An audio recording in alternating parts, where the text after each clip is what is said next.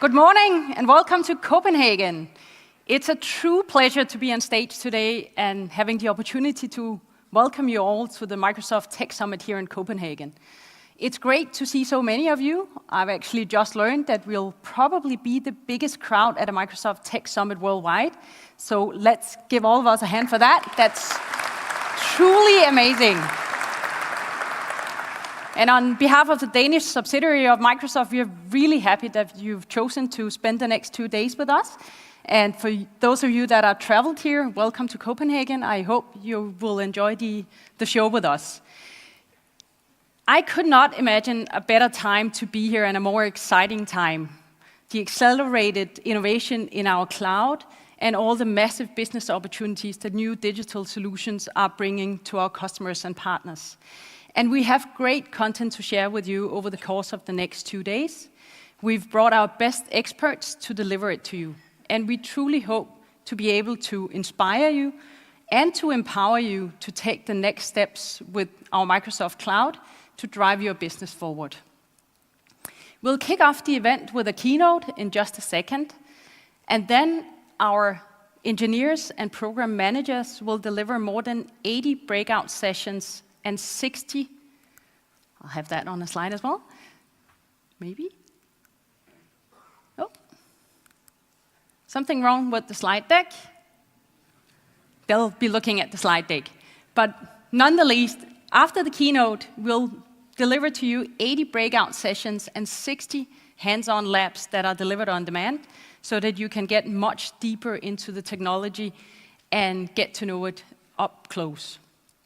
Today's keynote speaker leads a team out of Redmond that is committed to supporting our customers and partners on their transition to the Microsoft Cloud.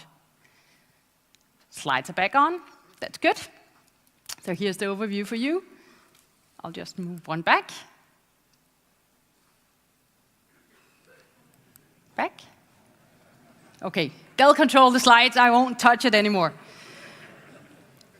But today's keynote speaker leads a team out of Redmond that is committed to help our customers and partners transition to the cloud.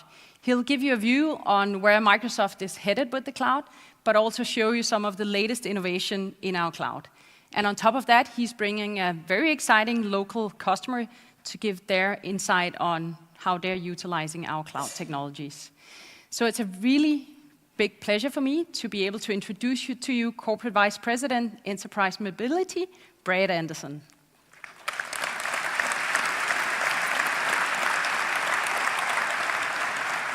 It's the wrong slide. Thank you. It's the wrong slide deck. All right, let's hope the slides work. It's great to be here. As I was coming into the convention center this morning, I had one of those kind of moments.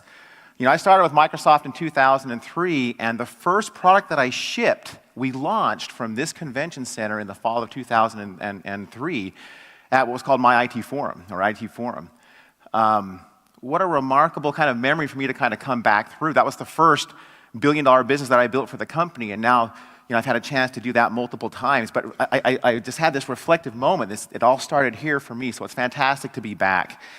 Now, I'll kind of give you a little bit of insights on what we want to talk about. We definitely want to go through some of the pieces as we think about the cloud. It's a time of change for all of us. Every organization in the world, every business, everything is being disrupted. Your careers are potentially being disrupted. But with disruption comes opportunity. And so what I would propose to you is as we think about the things that the cloud and others are doing for us, it's a time to lean in. It's a time to really think about how can you take advantage of the disruption that is happening for you personally, for your organizations, and for your customers. Okay? And so as we think about it, let's see here. There definitely are some problems with the slides, people. All right, we're just going to wing it. So let's start, first of all, with the mission. And this is one of the things I think that Satya has done really well, is really defining for us what it is that we do and who we are. And so our mission is, how do we empower every person and every organization on the planet to achieve more? Achieve more. We all need more time. We all want to accomplish more. We all want to be efficient. And so everything we do is about how do we make you as organizations, you as people, able to accomplish more, able to spend more time doing the things that you like doing with your family and friends, just not at work. But this is a rallying cry for all of us, and it really resonates. And then we talk about these 3 missions. And so these are the things that we want to accomplish in the context of that mission. These are our ambitions. We want to make personal computing more personal. It should understand who you are, what your needs are, and deliver to you what it is that you need. We want to reinvent business productivity. People are collaborating in different ways than they did 5, 10 years ago. The cloud, the consumerization has just enabled us to do things we've never done in the past, and we're going to talk about some of those examples. And then we want to build the intelligent cloud. One thing about every app that you're going to build going forward is it needs to be more intelligent than anything you've ever done in the past, because data is what is unlocking value. Data is what makes us more effective, especially in the enterprise. And for me, I get a chance to work at the intersection of all 3 of those. I get the chance to work across Windows, across Office, across all the things that we do from an infrastructure standpoint. And it really is at the intersection where I think you're going to see the greatest value come from Microsoft that helps you in your organizations. Now, as we think about the public cloud, there's lots you can do in the public cloud, but we really think about these 5 areas of focus. And so we think about how do we make you more productive, and how do we increase productivity? How do we help you build modern business apps that really enable you to take advantage of the data? I spent the last 2 days in London and in Amsterdam meeting with CIOs. Without exception, every single CIO told me one of their biggest challenges is that the siloed information that they have, they know they've got so much knowledge, so much opportunity, but they got to bring it together somehow to unlock it. And that's the concepts that you can do as you think about business apps, the application innovation, and then pulling insights out of your data. And then finally, we're going to talk about some things today that you can do to make yourselves more secure, whether you're on-prem or whether you're in the cloud, using the assets from the Microsoft Cloud. And so we bring this all together, and that is what we call the Microsoft Cloud. And there are 3 attributes that we really talk about that we believe separates us. When we believe those attributes are global, trusted, and hybrid. And so we're going to spend some time this morning going through each one of those so you understand why we talk about those as important and why we think we're unique in our ability to help you deliver that. Now, just to give you an idea of Azure, you're looking at a map here that the map is actually missing on for some reason, but each one of those little blue dots represents a data center or a collection of data centers that make up what is called an Azure region. Each one of these regions is a massive set of data centers that has fault tolerance built into it. It has multiple networks coming into it. But this is important for you for a couple of reasons. One, it enables you to build applications and services that are close to your users, close to your customers, close to the people who are going to be using the service. It also gives you the ability to comply with the regulatory laws that are in place today and are going to be in place for the next several years. One thing we know for sure is that the number of laws that you're going to have to comply with are going to increase, and they're going to get more and more complicated. So we're investing here to give you data centers around the globe so that you can comply with rules like data sovereignty. Now, these data centers are massive. I mean, they are just massive. I sit in these meetings as I sit on Scott Guthrie's staff, and I watch as we're building out in the plans to build these data centers and the amount of capacity going into them. It really is mind-boggling. So I thought it would be helpful for you to understand as we build out this cloud what it means for you to get a view of just one of these data centers. So let's take a look at this video.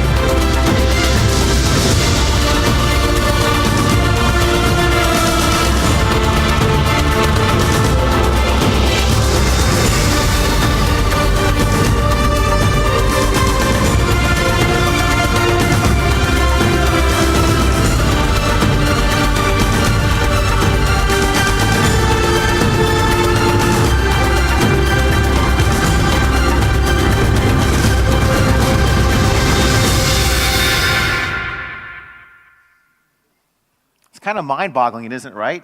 Enough networking cable to circumvent the globe twice. And we're building these out, the amount of investment that we're making to make sure that you have the capacity in the locations that you need to comply with the rules, as well as make sure you have the proximity to your users. It really is pretty astounding. So now let's kind of dive into some of the aspects of it. So first of all, we believe that we are the trusted cloud. We have more certifications than any other cloud on the planet. We were built for business. One of the unique things about Microsoft is that we have all these services that we build, like Office 365, that are just core and foundational to us. And so we learn from our first-party services that then push our platform like Azure to make sure that you have what you need. And this has been core since the beginning of what we have done. We believe that it's one of the most important things we need to deliver for you. And certainly one of the new things that's coming is GDPR. With GDPR and the new regulations that go into effect in 2018 here in Europe, users need to have more ownership of their personal data.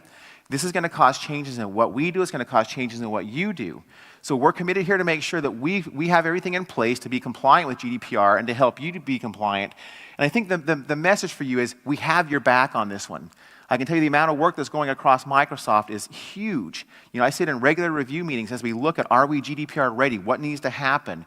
It's kind of like a Y2K kind of an event for us because there's a significant amount of work that we have to do. But we will be ready for this with you. Now let's talk a little bit about this concept of hybrid clouds. We talked about trusted. Let's talk about hybrid. This doesn't just mean that you have a connection from on-premise up into the cloud. Hybrid truly means you have a consistent platform in your data centers, in your partners' data centers, and in our data centers.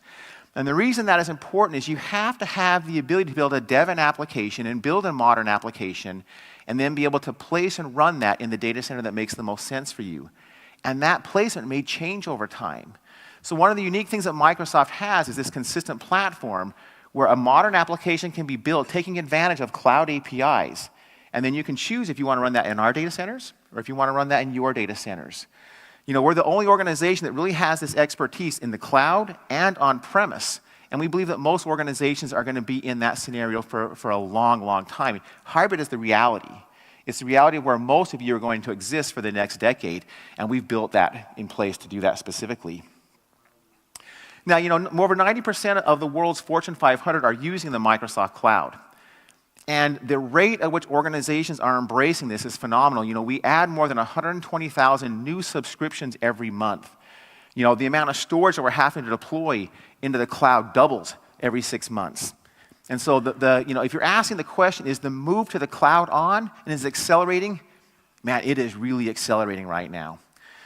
Now, what I thought would be interesting here is to give you some perspective of a local organization that is massive in their impact in the world and have you understand what they're doing and how they're using the cloud and how it's driving their business. So please give a warm hand to the CIO of Grundfos, Jens Hartmann.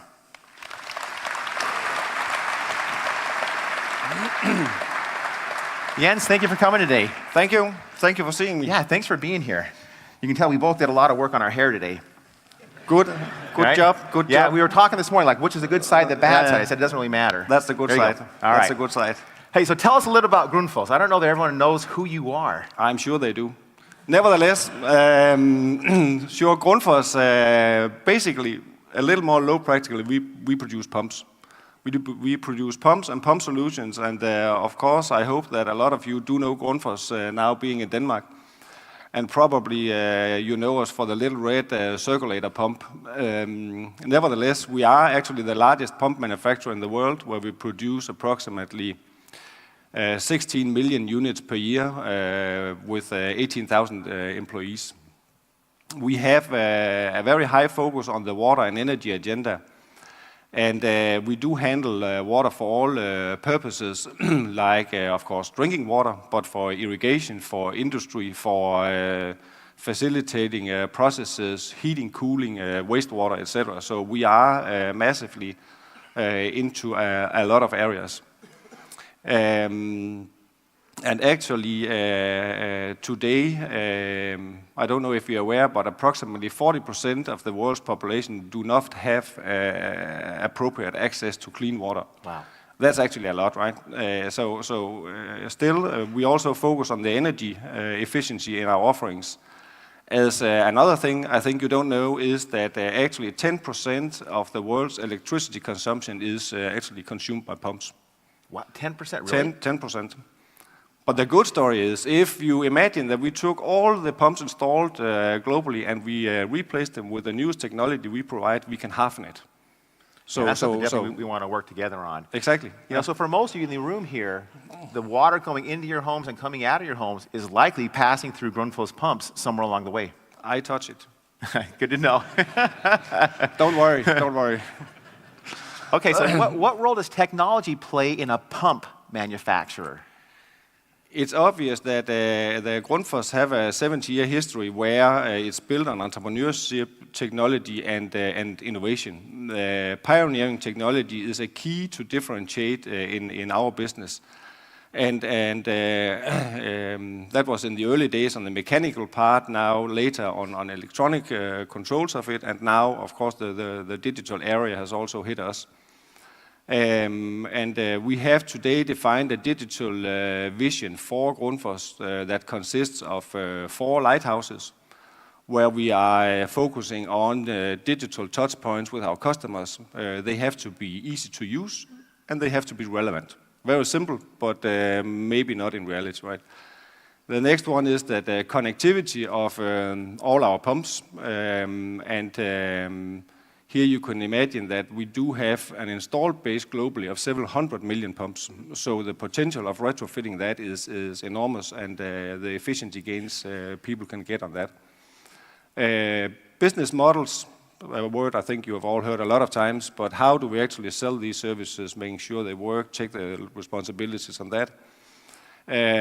Not least our internal digital value chain, how we optimize that. We are working on connecting pumps for various purposes, like simple monitoring, predictive maintenance, alarms, etc. And here an example is if you look at a wastewater network, that by connecting a pump where we can monitor if it runs, what the capacity usage is, whether it needs a service or a replacement, we can offer a huge intelligence to a wastewater network. We can actually also combine that with weather forecast and move water reservoirs if we can see that rain is coming, etc., and that we will also thereby be able to prevent diseases, which is actually quite a challenge with flooding. We could also combine it with electricity prices, so we make sure we let the pump run when the electricity is cheap. Another example is the one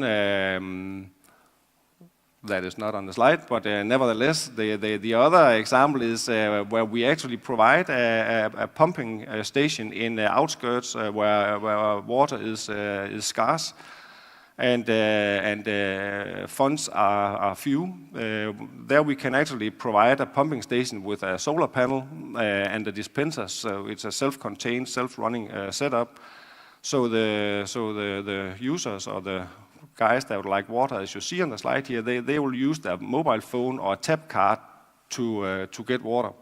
And they'll only pay a few cents per liter, which is affordable in these type of areas. And the point here is that is actually used for the service and maintenance of the pumping station, because that's the challenge in these places. I think it's just amazing that you have figured out a way to get clean water to parts of the world where it's not been possible in the past, and it actually is all managed and transacted through the cloud. It is, yes. You know, another interesting thing I learned this morning is who would have thought that in a roundabout way all of our toilets are connected to the cloud via Grundfos pumps?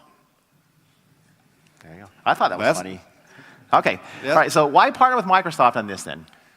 It's obvious that an enterprise like us, where we in-house do have one global IT setup with globally aligned processes, which actually is a strong backbone that is based on SAP for all the transactional processes, and then Office 365 for our collaborative processes. So that's a strong backbone we have there. And as digitalization is a key enabler for our group strategy and for the continued differentiation to our markets, we need to find an offer or a cloud provider or a partner that could help us delivering a platform that's able to coexist with our existing setup and that can utilize that global setup that we have, so we are capable of scaling it.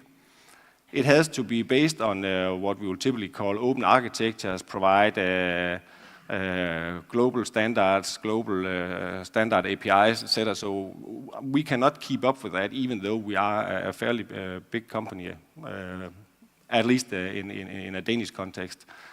It also has an orientation towards software as a service, not just infrastructure as a service, which is important for us. And you actually do add a lot of standard capabilities that we will utilize out of the box, even though I, as a customer, hate that word. I think you probably know what I mean.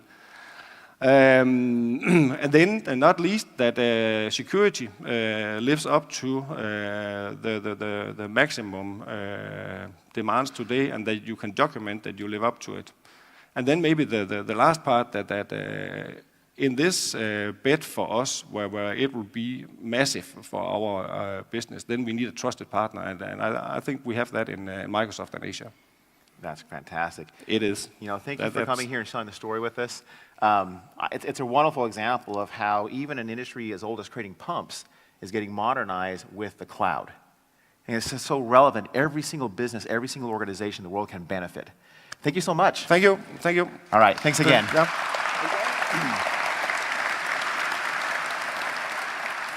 I'm going to spend an hour with the Grundfos team here after the keynote. Looking forward to that. They're actually one of the a fairly large user of EMS, which is what I oversee. All right, so let's dig a little bit deeper now in terms of Azure. So the way to kind of think about Azure is at the bottom you've got the core networking, storage, and computing capacity that you all know about. In the middle, you've got a set of higher level services like machine learning, analytics, Internet of Things. You've got all of these services that help you to build these intelligent applications. And then, of course, you've got the dev tools on top of that. And here are some of the solutions that people build on top of Azure. It's very common for us to see organizations start with a dev test kind of a model. It's very common for us to see organizations starting to do their backup and disaster recovery. This is actually one of the fastest growing components of what we're doing inside of Azure, both for on-premise and for cloud-based applications. We have the world's largest deployment of SAP in the public cloud deployed on top of Azure. Internet of Things really becomes a big data problem because, imagine like in the case of Grundfos, you've got hundreds of millions of pumps all sending back data. How do you bring that data back, collect it, aggregate it, marry it with other data sets to then build more and more intelligence out to the teams who are making decisions, as well as automating processes? So there's a lot that we can do. Now, in terms of some of the things that's also important is Azure's open. You have the choice of how you want to use it. You get the best of the Windows ecosystem. You get the best of the Linux ecosystem. You can use the development tools of your choice. But from the bottom of the stack, clear to the top of the stack, Azure is the platform for you.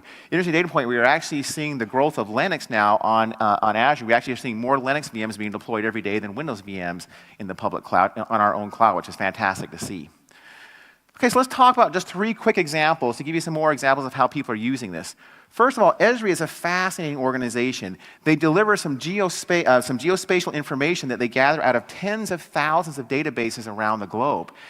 They do that by using the power of the cloud to do it quickly and efficiently. Rockwell Automation, this is an Internet of Things scenario where they are managing and trying to make sure that they're as efficient as possible in the supply of oil from the time it comes out of the ground, clear to the time that it's in the pumping station.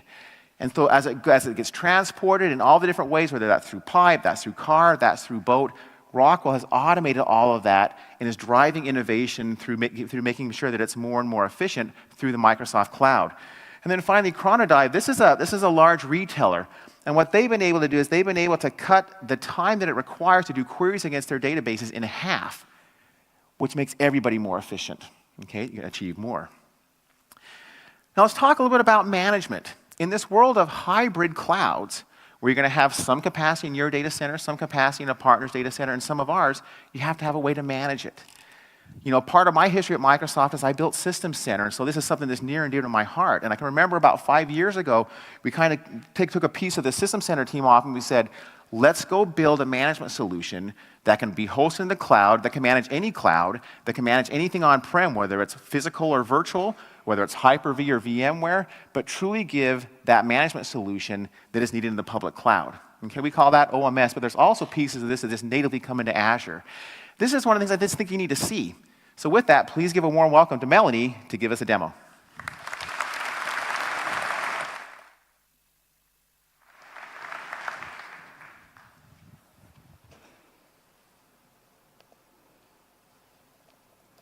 Hi, I'm excited to be here today to showcase some of the capabilities that we have to show you Azure in action.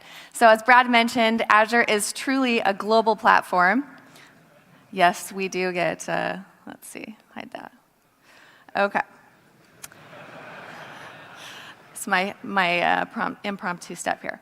Okay, so as we mentioned, we truly have a global platform, and you can access all of your applications and workloads around the globe, not just in the public cloud, but also we can reach into your on-premises environments to give you those hybrid capabilities that you're looking for, and also provide you with some of the security tools and resources that we have built in to give you that platform that you can trust.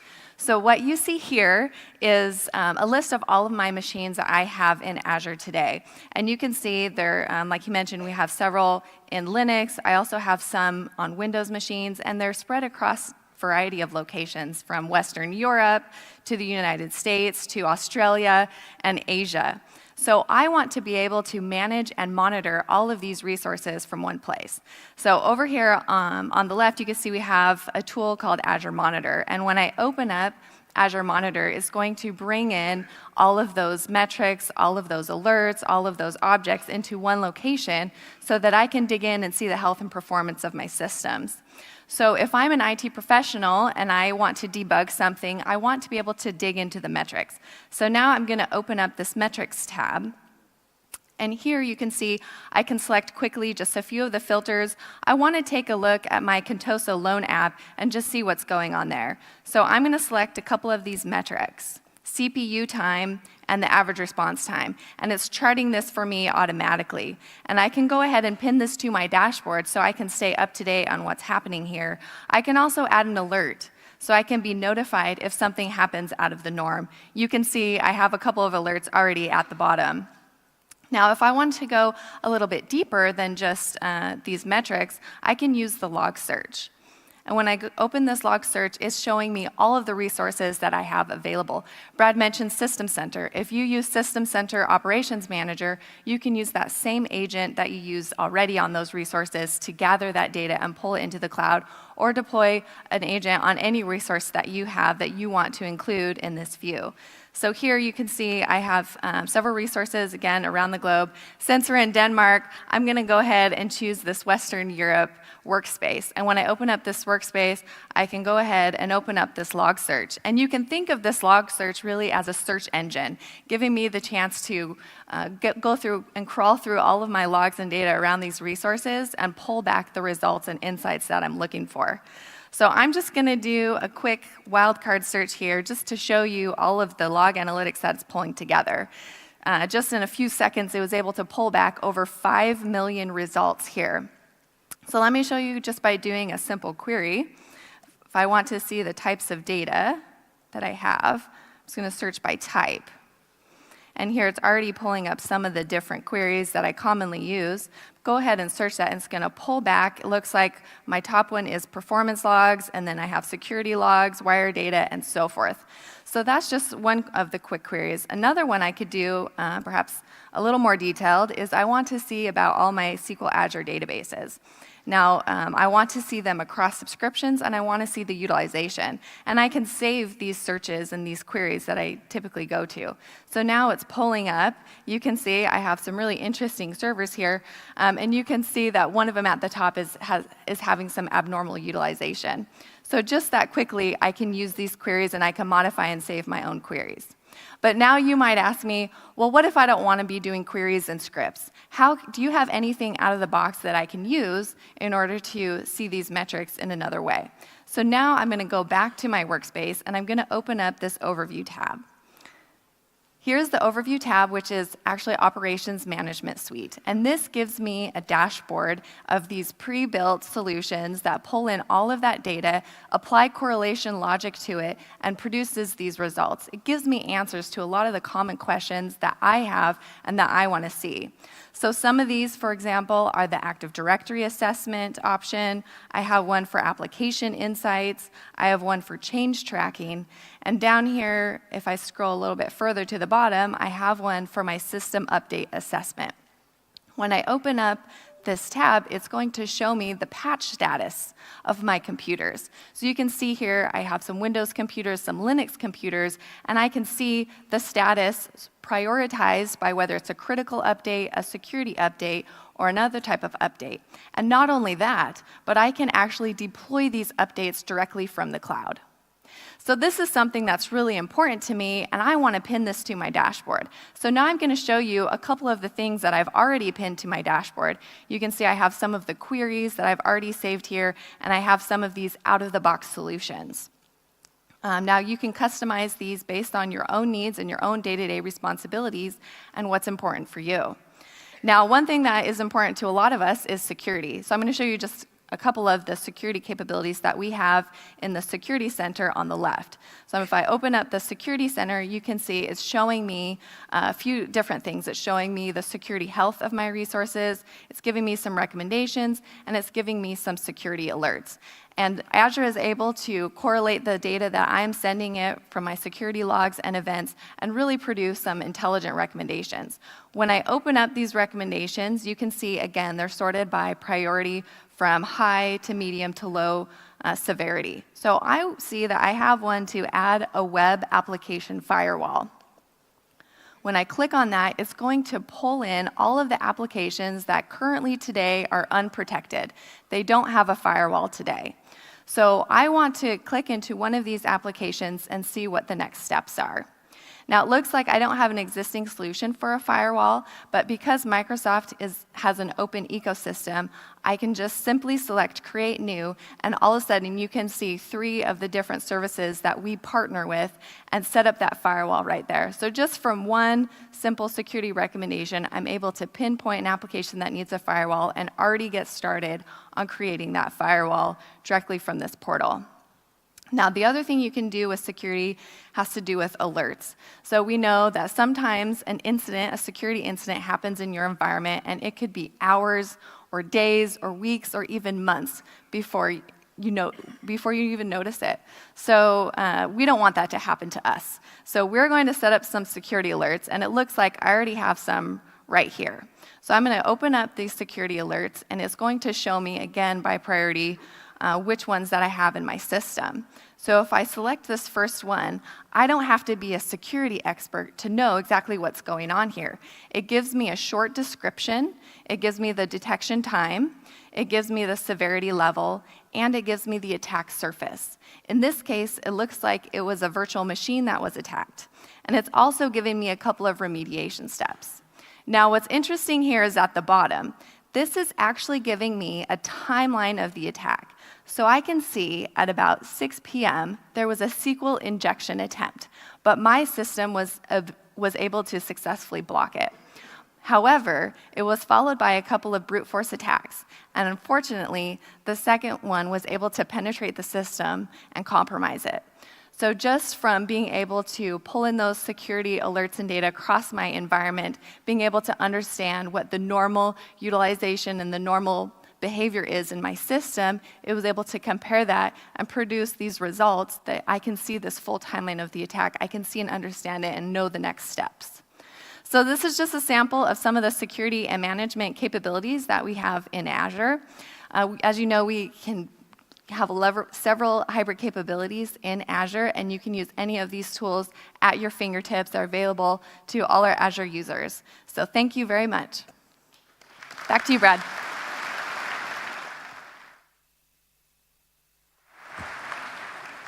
Hey, I was talking to Melanie this morning and found out she went to the same university that I went to, so I'm even more impressed with her. That's modern management. You know, many of you spend a lot of time with System Center, and you're asking about, hey, where does that future all lead? You're seeing it right there. I have to comment on the patching instance there as well. You know, all of you know that's Config Manager that brought that up, and I oversee the Config Manager efforts. I can't tell you the number of times I've sat in meetings at Microsoft, and that dialogue pops up on somebody's PC, and everyone looks at me and says, Brad, what are you doing to our PC? Okay.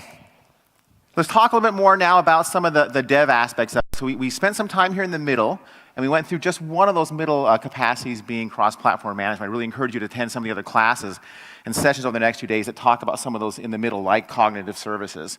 Let's talk about the dev tools, because as you move to the cloud, there's the lift and shift of existing applications, but to really take advantage of the cloud, you really have to build intelligence into your applications, and so you have to have the dev tools to do that. And so a core part of what we're advising and encouraging everyone to do is really take advantage of the ability to build this intelligence in. Now, we just released a new version of Visual Studio, and with that new release, there's a bunch of capabilities inside of that. The capabilities that help you, for example, to have a great development experience on Windows, on Linux, on Mac. With some of the things that are in there, you can now build applications, for example, through the acquisition that we did of Xamarin, and you can build an application that is that rich experience on Windows, iOS, or Android, and re-leverage the majority of your code. One of the great things that I definitely see happening is organizations are beginning to really understand what DevOps means. And as you move to the cloud, fundamentally, the way that you deploy and manage applications changes. And so we've built the new Visual Studio with all these pieces in mind. And as a core part of this is bringing data into your applications and making the applications more intelligent. And so what that really comes down to is you need to be able to understand what happened, why did it happen, is it going to happen again, what should I do about it, and all of that needs to be seamlessly delivered down to you and to the people who are going to be using your applications. Because at the end of the day, you're just trying to get insights. You're trying to take all the data and everything that's coming in and make everybody more productive so everyone can achieve more. So this is one of those great examples to show what it means to build intelligence into your applications. So do me a favor and welcome Matt to give you a view of this. Thanks, Brad. And I thank you for hopefully not rebooting my machine. Okay, I think that looks good. We should be online. Excellent. Okay, so I'd like to show you a little bit about how to build intelligent applications. And what we're going to do is we're going to start by looking at a Xamarin application. So here's a Xamarin application. This is built with the Xamarin toolset. And I'm actually just going to log in as Jay Clarkson. No relation. His first name's Joe. And this is an application called First Response. So this is for first responders, fire, ambulance, police, to use to look at incidents. As you see, I have it running here on a Windows machine. For those of you in the front row, this is exactly the same application running on an iPad. So again, Xamarin-based, actually built with Xamarin Forms, so 100% code reuse across all devices. It's just easier for me to display on this. And what this allows us to do is look at incidents that are happening based on data that's coming back out of the field. So what I can see here is that I have someone who's been speeding. I can go and look at that incident and say, okay, I see where that is. Notice it's in Copenhagen. And I can actually navigate to that incident. And what you'll see is when we navigate to the incident, you'll see the icons start moving around. So this is me. Imagine that I'm in my car driving to this speeding incident.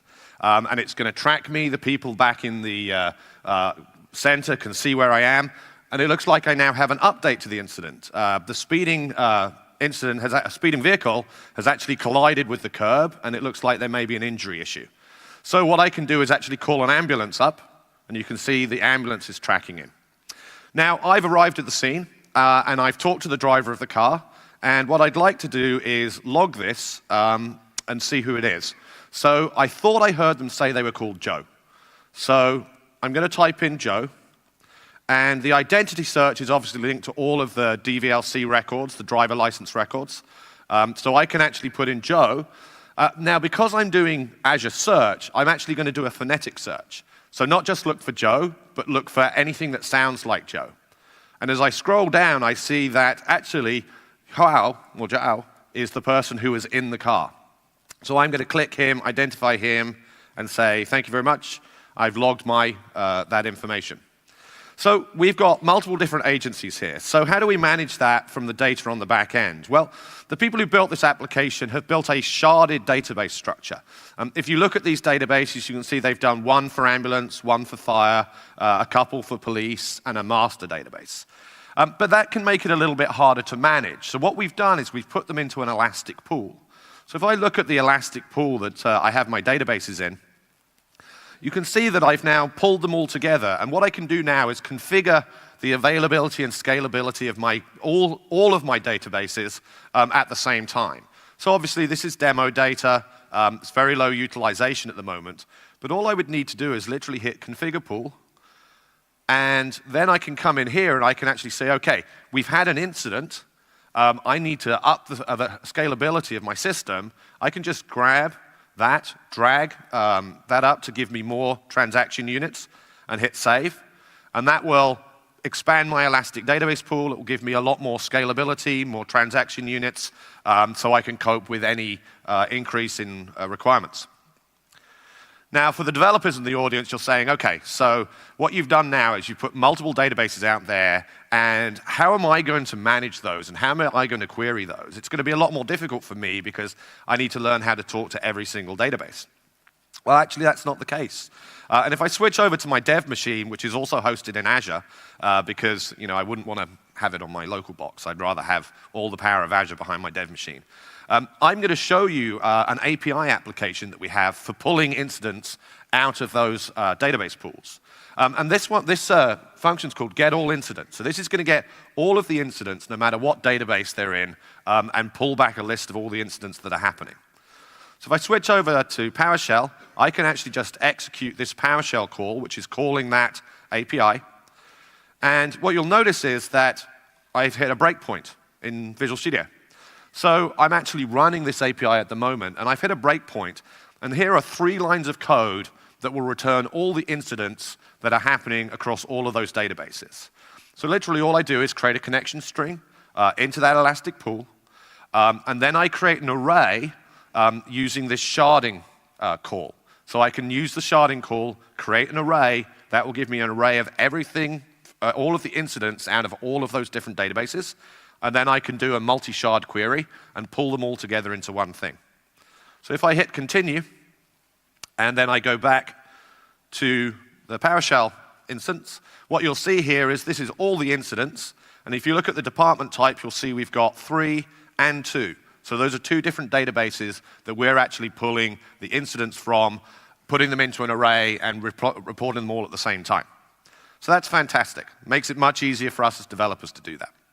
So let me just go back to the application. Oops, where did it go? Over here.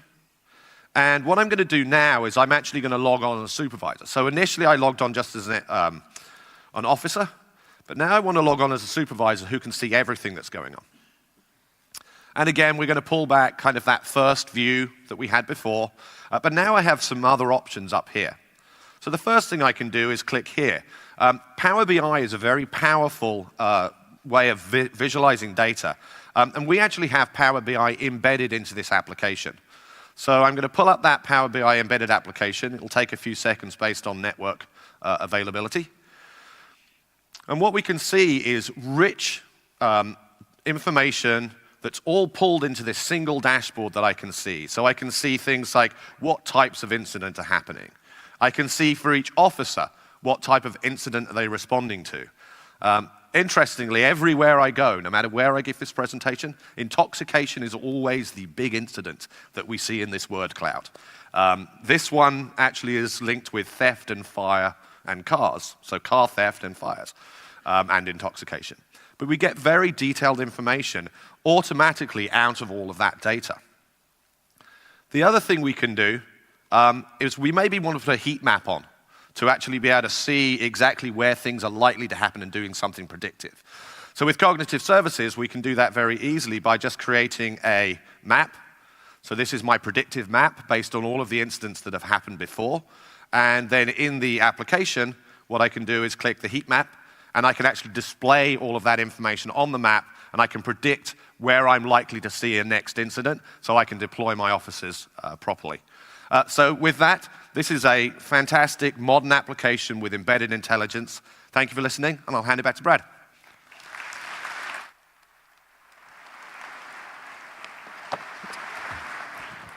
Yeah, building intelligence into your applications, it's one of the most critical things you all need to think about doing. I had a chance to meet with the British Museum on Monday. 200 different data sources. They started just bringing data together from 3. Start small, get it going, but really build that data in using these tools. It really is fantastic. 3 quick examples here of others that are doing this. You know, Talk is a telecommunications company, and they're using certain capabilities of the cloud called Service Fabric to make sure that they've got these incredibly high-scale media solutions. Alaska Airlines built an internal tool for their employees, and they needed it to be a native app across Windows, iOS, and Android. And using Xamarin, they were able to build this rich app that allows them to interact with the customers better, but reusing code to give that great native experience across all the platforms. And then Genie's an industrial machining organization, and they use Power Apps and Flow, you know, some of the aspects of these new tools to create applications to help do quality control, but again, give that rich experience using data and intelligence. I think one of the most important things for us to rethink about how we develop our applications with business in it. Now, I want to transition and talk about the last piece. I want to talk about security, mobility, and productivity, something that's, you know, certainly where I have my focus at right now. I love history, so as I was, you know, kind of reading about different aspects of history, knowing I was coming to Europe, one of the things that hit me was Constantinople. Constantinople for centuries, for more than 1,000 years, was one of the most highly fortified cities in the world. But now if you take a look on the map, you don't see it. So what happened to Constantinople, and are there things that we can learn? So, you know, Constantinople had this series of walls and moats that ran for kilometers around the city, one of the most fortified cities in the history of the world. These walls were 6 meters thick and up to 12 meters tall, and for more than 1,000 years had protected the city in just an incredible way. But then what happened in 1453, this Ottoman army came to attack the city of Constantinople. Now, there were 7,000 defenders in Constantinople to defend the city. But this was different than any attack that had ever come before. What had happened was a Hungarian inventor named Orban had been visiting the city a few months before and had presented a plan to, you know, give him some modern arms. Well, Constantinople said, that's too expensive for us. And so like any good salesman, what Orban did is he just went down to the next customer, which was 150 kilometers down the road, to the Ottomans, and sold this weaponry to their enemies. When 1453, up rolls this army of Ottomans carrying what at that point was the most fierce weapon ever created by mankind. The Ottoman emperor called it Basilica. Basilica was amazing. This was 8 meters long. It weighed over 200 tons. It could fire a 550 kilogram ball more than 1.5 kilometers. And it just wreaked devastation on the city. Now, there were 2 things that actually enabled Constantinople to defend itself. The first was it took 3 hours to reload this. Okay?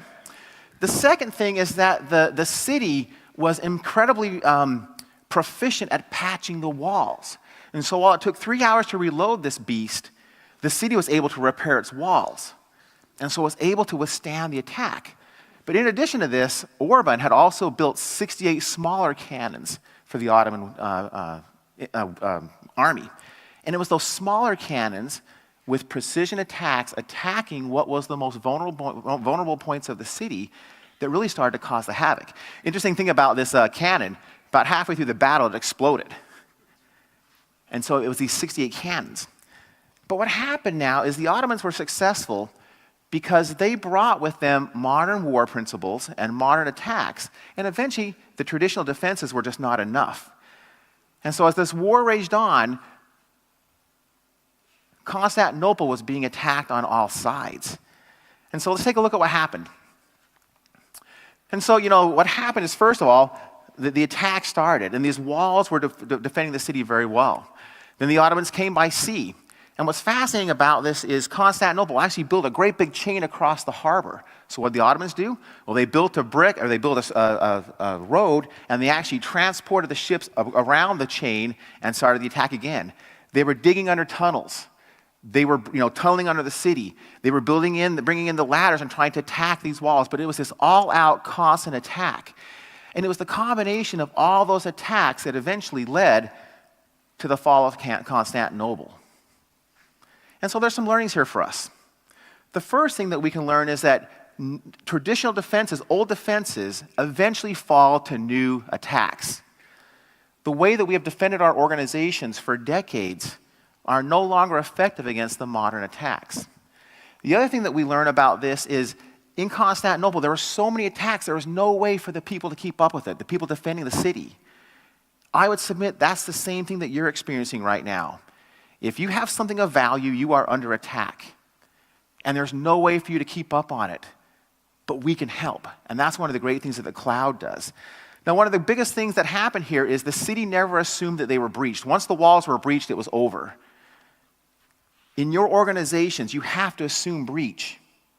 You have to assume that somebody is inside attacking you or stealing things. Some of the most interesting data on this is that if you take a look at what happens, more than 70% of the world's data breaches that we all read about eventually trace back to somebody's identity being compromised. Identity is the most important part of your security posture, period. Let me give you some more data on this. In the most recent research done on phishing attacks, 32% of all employees who receive a phishing attack will open the email. 12% will click on the link or they'll open the attachment, and they'll do it on average in the first 4 minutes. Every one of us have people in our company who will click on anything. So you build the defenses, but then you use tools from companies like Microsoft to help you defend. So what we've been building over the last couple of years is we've been bringing all of our data, all of our telemetry together, and building what we call the Intelligent Security Graph. This Intelligent Security Graph is working on your behalf every second of every minute of every day. And we leverage what we learn from globally around the world to protect every user and to protect every organization.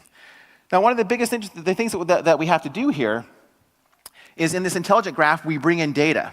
So for example, we bring in all the data that we collect from the billion PCs that we patch every month with Windows Update. We service more than 300 billion authentications every month with our identity solutions. And every one of those, we see a lot of things that's happening, and we pull that back into the graph. We scan more than 200 billion emails every month. We see the malicious URLs. We see the phishing attacks, and everything we learn goes into the graph. All told, there's more than 200 services that are now contributing data. We're bringing in hundreds of gigabytes of data every second into the security graph. I would submit we have more data now to help protect you than any organization in the world. Now, one of the challenges here is how do you build a secure, productive enterprise? That really is the focus of the majority of the things that I personally am spending my time on right now. And in this secure, productive enterprise, it's all about how do you enable your users to be more productive in a world where life is just changing and the way they work is changing. They work on more teams.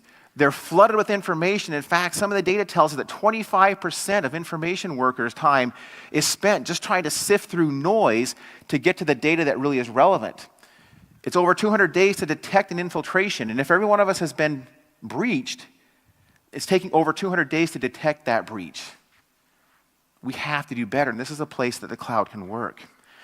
And so as we've built this, we've thought about what are the investments that we do across Windows, Office, and what we call the Enterprise Mobility and Security Solution, Management and Security.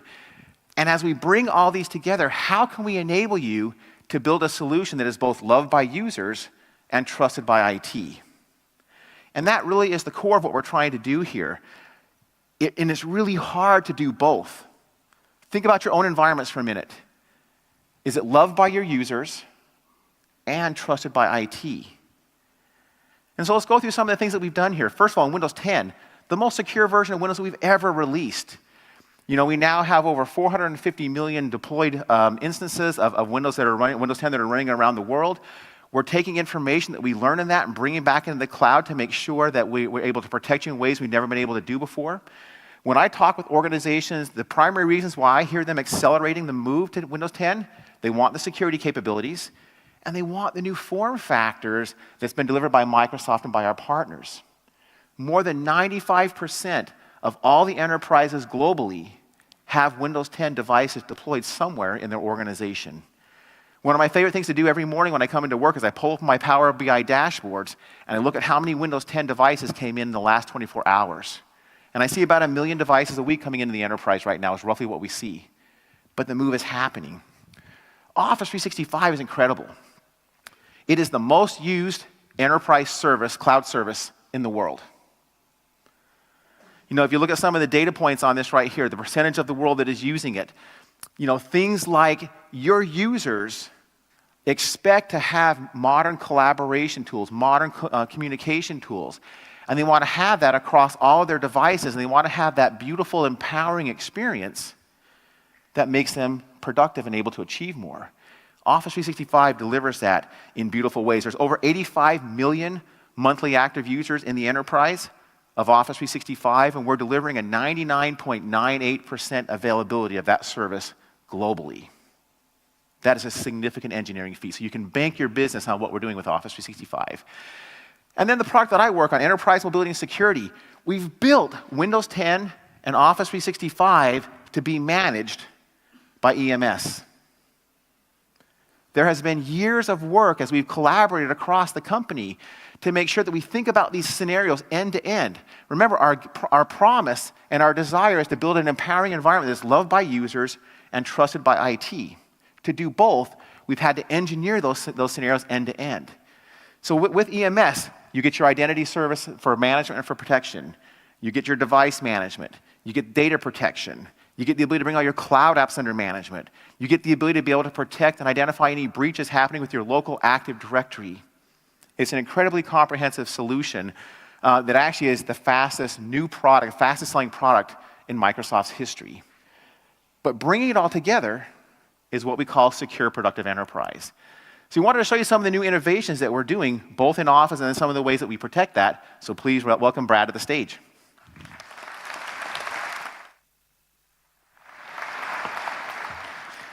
Thank you so much, Brad.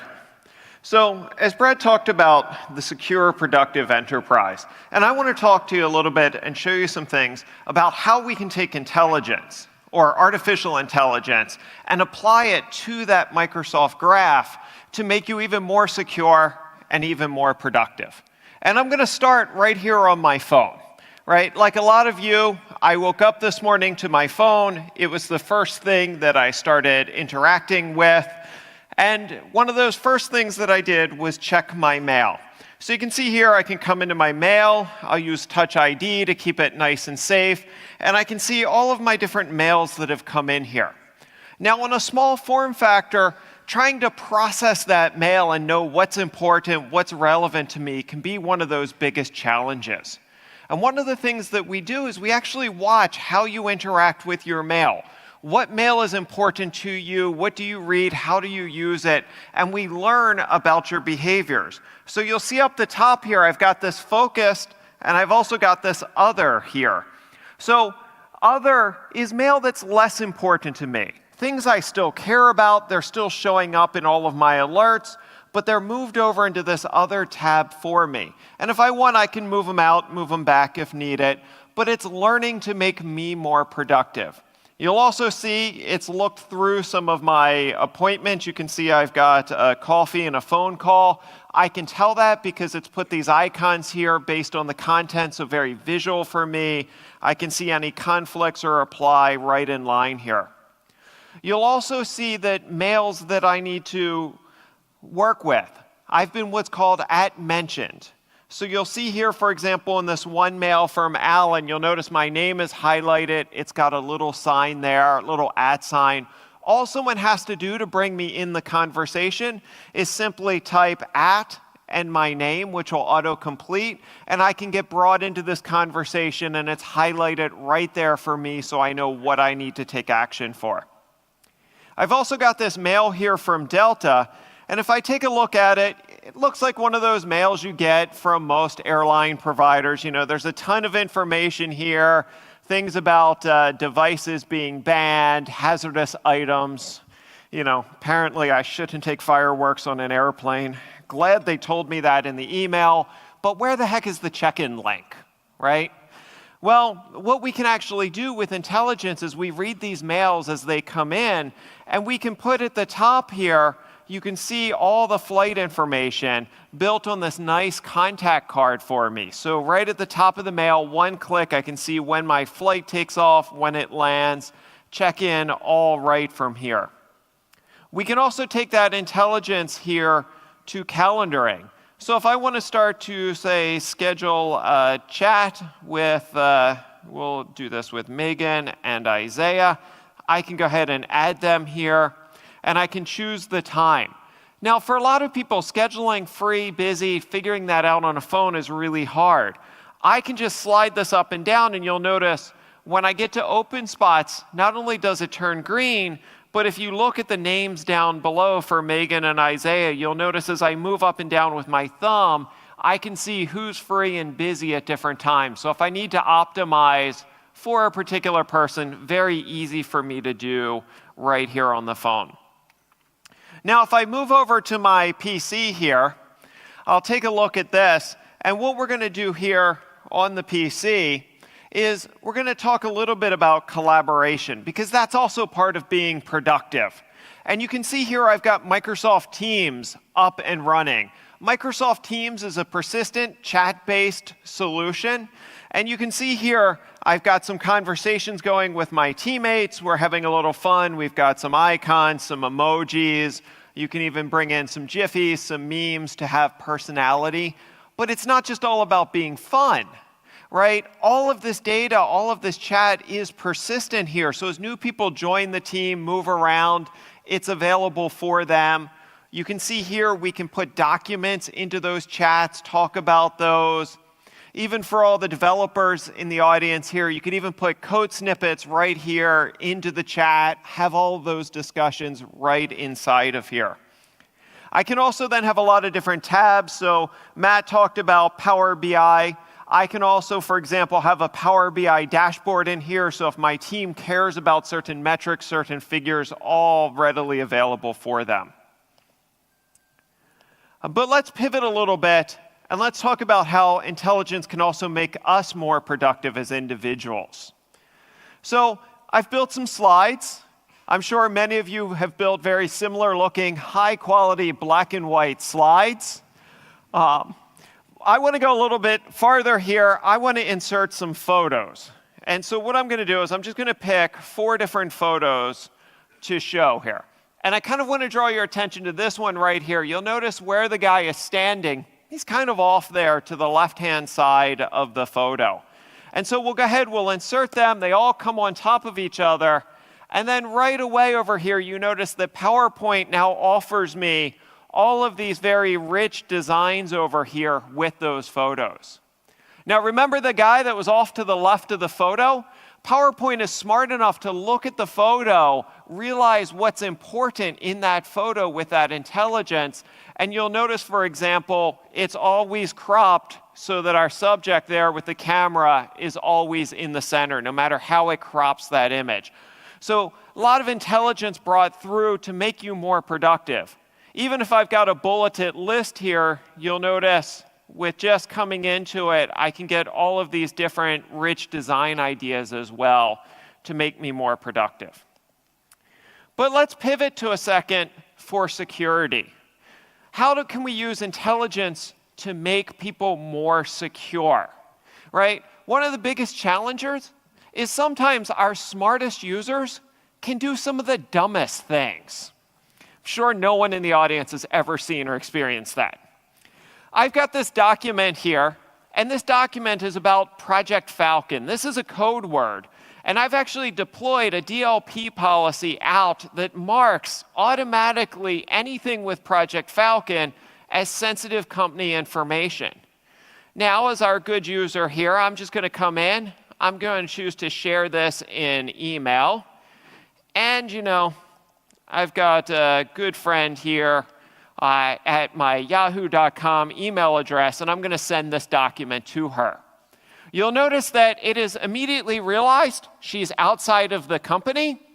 I've also tried to attach sensitive information to the document, so it comes up and says, "Excuse me, you're about to make a career-limiting move here." And if I want to do that, I have to click this override button and give it a darn good reason. Personally, I'd like to stay enrolled in the Paycheck Continuity Program. I'm a big fan, so I'm going to hit cancel and get out of here. Now, Brad also talked about the problems with phishing emails. The challenge with phishing emails, we do a good job of taking mails from foreign princes and others who want to give you money and pushing them over to your junk folder. The problem is today's attackers are very sophisticated. They go out and they research their targets on sites like LinkedIn and Facebook. And then they write mails like this that are very targeted to what that person works on, right? Even here, they found the name of my coworker, Megan, so they name dropped her in the mail. They talked about this new camera project that I've been working on. And so, gee, seems legitimate. Maybe I'll click on this link. Well, what we're able to do with that security graph is we're able to understand all these malicious sites, all these malicious links, and we're able to use things like a detonation chamber as well to inspect these links. So we're able to take and block this as the user clicks on it. And with that security graph, we're able to talk to other parts of the Microsoft infrastructure like EMS or Windows Defender Advanced Threat Protection and provide you a very integrated, very fast response across the entire platform. So that was a very quick tour. We looked at some of the productivity and some of the security pieces, all powered by intelligence in the secure, productive environment. Thank you very much. Brad.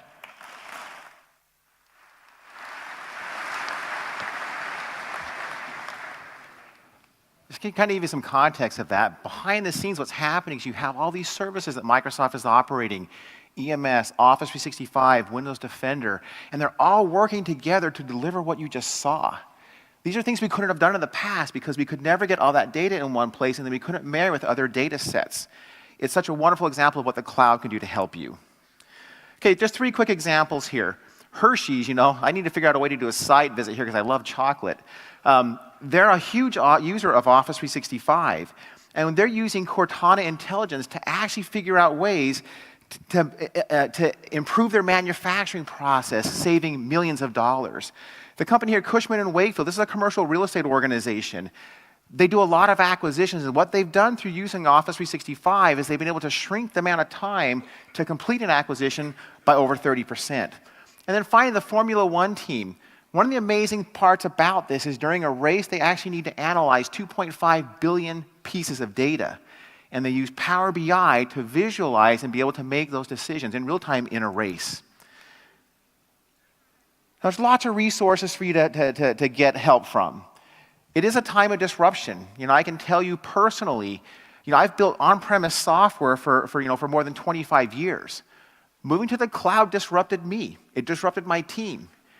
While we have great skills in building things like Config Manager, building Intune in the cloud is actually much different. We had to retool, we had to get new processes, new skill sets. The cloud and mobility, these secular trends, will disrupt every industry. They will disrupt your careers. And so you lean into it. It's the companies and the individuals who lean into change, embrace change, drive change, who win at the end of the disruption. And so we've tried to make a lot of these resources available to help you do that. Okay, the Microsoft Cloud. Bringing all these places that we're focused at working together in one place that gives you that cloud that is trusted, is global, and understands that all of you are going to be in a hybrid world for many, many years to come. So let's end back on this story we talked about with Constantinople. When Constantinople fell, what happened is all of the experts that lived in there, whether it was experts in theology, whether it's experts in science, all these inventors scattered throughout the world, and actually it began the Renaissance. And it was those individuals, kind of relevant to what's happening in history right now. You had all these individuals who spread across the world, immigrants, who changed the world, and now what we understand as the Renaissance. So it was that change that inspired them and force them to go and do things and invent new things. I think the cloud has presented that opportunity for me. I think that cloud presents that opportunity for you. So join in, have a great time at the event here. Take advantage of the time. We really have put together, I think, great sessions. We've flown in the right people to make sure you can have the right conversations. We so appreciate your willingness to come and spend a couple of days with us. We appreciate the ability to be able to partner with you in your businesses. Thank you for that opportunity. All right, have a great day.